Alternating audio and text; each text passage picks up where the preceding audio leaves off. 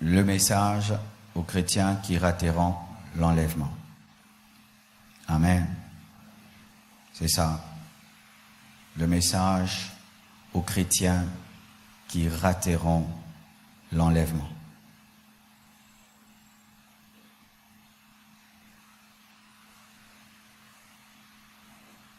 Bien-aimés frères et sœurs,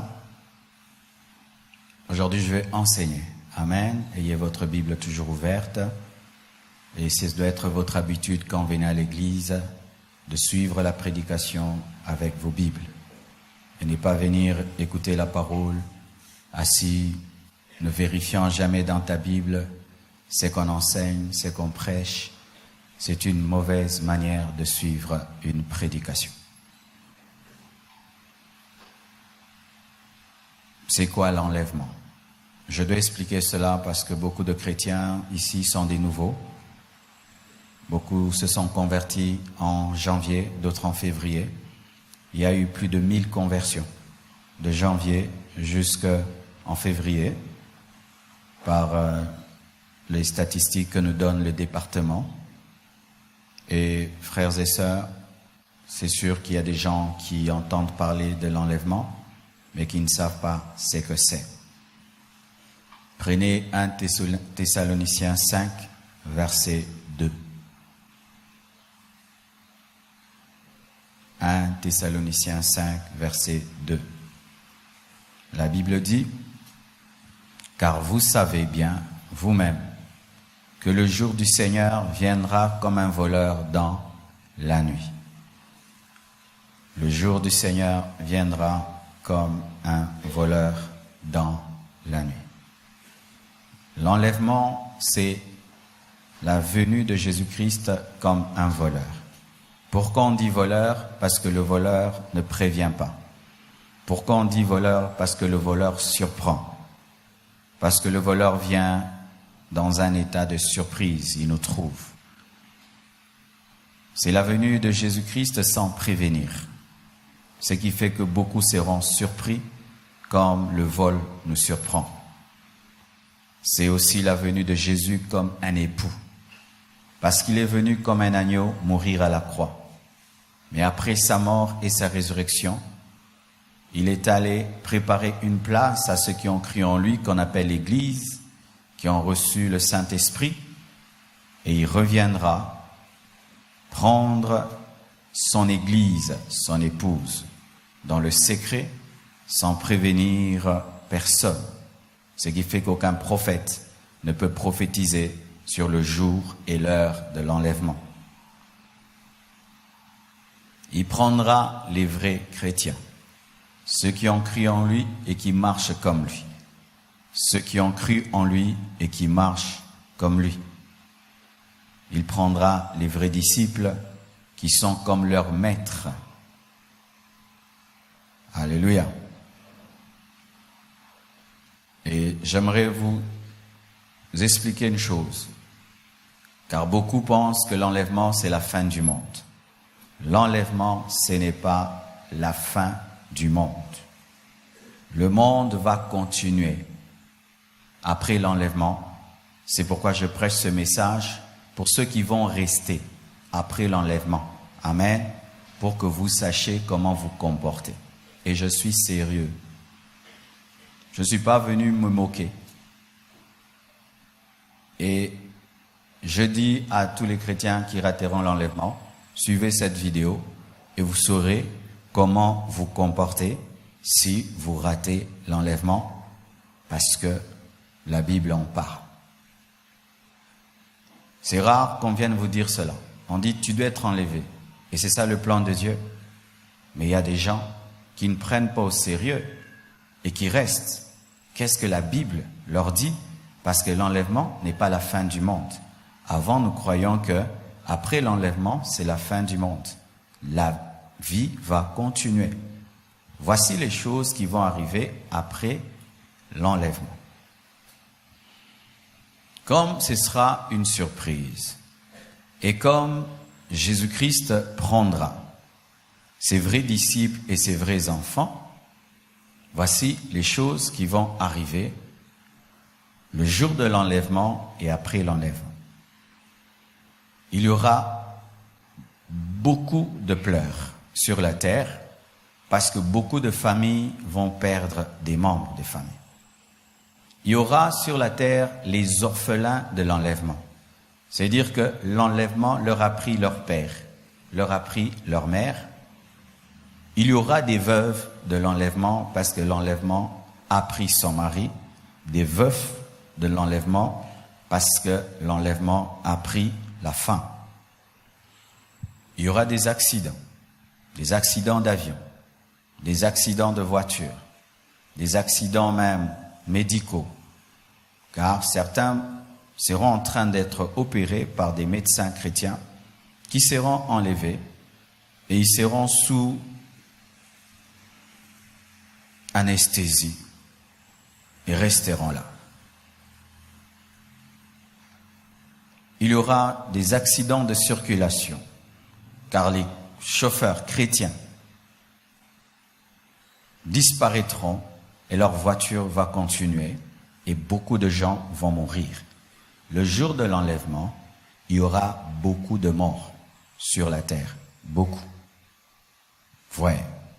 Quand Jésus-Christ est né, est venu comme agneau, il y a eu beaucoup de morts, car lorsque Hérode a cherché Jésus et que les mages ne lui ont pas tout dit, il s'est fâché et il a tué toutes les personnes qui avaient la tranche d'âge de Jésus. La naissance de Christ, la venue de Jésus comme agneau a engendré des morts. Moïse, qui est la préfiguration de Jésus. Dans l'Ancien Testament, sa naissance aussi a été accompagnée de beaucoup de morts, car beaucoup des enfants juifs étaient jetés dans le Nil. Et la venue de Jésus, comme époux, sera aussi accompagnée de beaucoup de morts, et même sa venue comme lion, le jour de l'Armageddon, sera encore accompagnée de morts. À chaque venue de Jésus, comme agneau, comme époux, comme lion, il y a des gens qui meurent. Et le jour de l'enlèvement, il y aura beaucoup de décès. Beaucoup de décès. Et ce ne sera que le début. Des disparitions. Des troubles seront sur la terre. Les gens chercheront à expliquer de plusieurs manières ce qui est arrivé. Les scientifiques voudront nier que c'est un événement spirituel. Ils voudront toujours intellectualiser ce qui est arrivé. Mais il y aura la panique sur la terre. Et lorsque l'Église sera enlevée, voici ce qui va arriver spirituellement sur la terre. Nous sommes le tabernacle du Saint-Esprit sur la terre.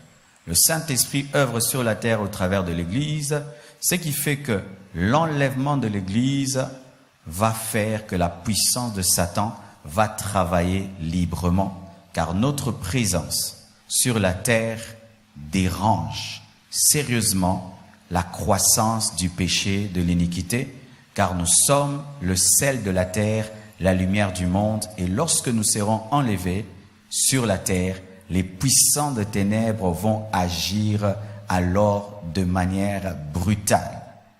Alléluia. Mais sachez, la période qui va venir après l'enlèvement s'appelle la tribulation. Et la tribulation est divisée en deux parties. Il y a la première partie de 3 ans et demi qui est appelée tribulation simple et la deuxième partie est appelée grande tribulation. Pourquoi une partie est appelée tribulation et l'autre est appelée grande tribulation? La première partie est appelée tribulation parce que c'est un temps où l'Église est enlevée et les puissances de Dieu, les puissances sataniques plutôt, travaillent librement et il y a beaucoup de jugements de Dieu qui s'abattent sur la terre. Il y aura beaucoup de guerres, il y aura la famine, il y aura la mortalité, il y aura tellement de peine sur la terre que l'homme sera dans l'angoisse pendant 3 ans et demi. Et lorsque les hommes vont vivre le chaos pendant 3 ans et demi, ils vont rechercher le salut. Ils vont chercher quelqu'un qui va amener la paix sur la terre. C'est alors que l'Antichrist viendra, au milieu de la tribulation. Après 3 ans et demi, après l'enlèvement, l'Antichrist avait viendra. désigné le pape comme le système qui va mener l'Antichrist dans le monde. Vous le savez. Et il y a eu 2 jésuites qui ont été suscités. Il y a 3, mais il y a 2 officiellement. Francisco Ribera. C'est lui qui est venu en créant son livre pour les commentaires de l'Apocalypse, en enseignant le futurisme. Il enseignait que toutes les prophéties concernant l'Antichrist prendront place dans le futur pour détourner l'attention des gens sur l'Antichrist qui est le système papal. Donc, le but, c'était de mettre fin au mouvement de réforme en changeant la perception des protestants sur le système. Quand vous lisez Martin Luther et autres, ils croyaient que le système de l'Antichrist était le système papal. Mais beaucoup de chrétiens aujourd'hui, ça a changé à cause de l'influence de Francisco Ribera. Francisco Ribera, qui est à l'origine du futurisme. Et ensuite, il y a eu un autre jésuite, Luis Alcazar. Lui, dans son enseignement, vous savez, il y a toute la thèse et l'antithèse. Donc, celui qui ne sera pas pour que l'interprétation de l'Antichrist sera futuriste, vous avez celui qui est à l'origine pour montrer que non, l'interprétation c'était prétériste. Donc, c'est les choses qui sont déjà passées. L'Antichrist, c'est une personne. Vous savez que beaucoup de gens pensent que l'Antichrist, c'était Épiphane. Voilà, Épiphane. Beaucoup de gens, quand vous regardez les zones interprétations, ils ne savent pas que ça vient de lui. Et de celui-ci que vous voyez, cardinal Robert Bellarmine, celui qui a commencé à dire aux gens que un jour n'est pas égal à une année prophétique. C'est lui qui a commencé à détourner l'attention des personnes pour dire non, un jour n'est pas égal à une année prophétique. Et c'est l'un des brillants jésuites qui a amené ce qu'on appelle la conclusion, ce qui fait que la grande majorité des chrétiens, aujourd'hui, l'interprétation des prophéties que les vrais formateurs avaient déjà vues, aujourd'hui, beaucoup de chrétiens sont dans le prétérisme ou le futurisme. Ils n'étudient pas les prophéties avec l'historisme. Vous voyez, l'historisme, c'est quand on regarde d'après l'histoire en comparant avec les prophéties. Mais pour eux, pour beaucoup, le prétérisme, c'est soit Épiphane ou Néron qui était l'antichrist. Le futuriste, c'est que non, il y aura l'enlèvement secret, il y aura 7 années de tribulation, et on voit le retour visible de Christ. Donc la tribulation vient après l'enlèvement. Vous comprenez bien? Et les Juifs sur la terre, et l'Église sera enlevée quand les Juifs seront sur la terre. Et vous savez comment ça s'est propagé dans le monde du christianisme, cet enseignement? L'un des grands qui travaille avec des jésuites, Al Lindsey, lui, qui a vendu des millions d'exemplaires de son livre, déjà ces 2 enfants ont fréquenté des écoles jésuites, pas n'importe quelle, l'université jésuite Gonzaga, je ne mets pas n'importe qui là-bas. C'est lui, le Time parle de lui, des prophéties pour dire aux gens, oh là, voilà la prophétie, voilà les choses qui vont arriver. Mais comment il présente les prophéties? Le système papa n'est plus l'antichrist et il faut la construction du temple. Il y aura l'enlèvement secret. C'est lui, très influent. Pour Lindsey, l'antichrist est une personne qui va conquérir le monde jusqu'à 7 ans avant la fin du temps. Ok? Et selon lui, le dôme du rocher sera démoli et un temple juif sera reconstruit. Donc l'antichrist s'assiera dans ce temple-là et fera une alliance de 7 ans avec les Juifs. Vous comprenez? Et pour lui, une année prophétique n'est pas une année. Ok? C'est lui, il fait partie des grands influents. Vous avez aussi 2 enseignants de prophétie, Tim LaHaye et Jeremy Jetkin, qui aussi ont truqué les prophéties en sortant un livre.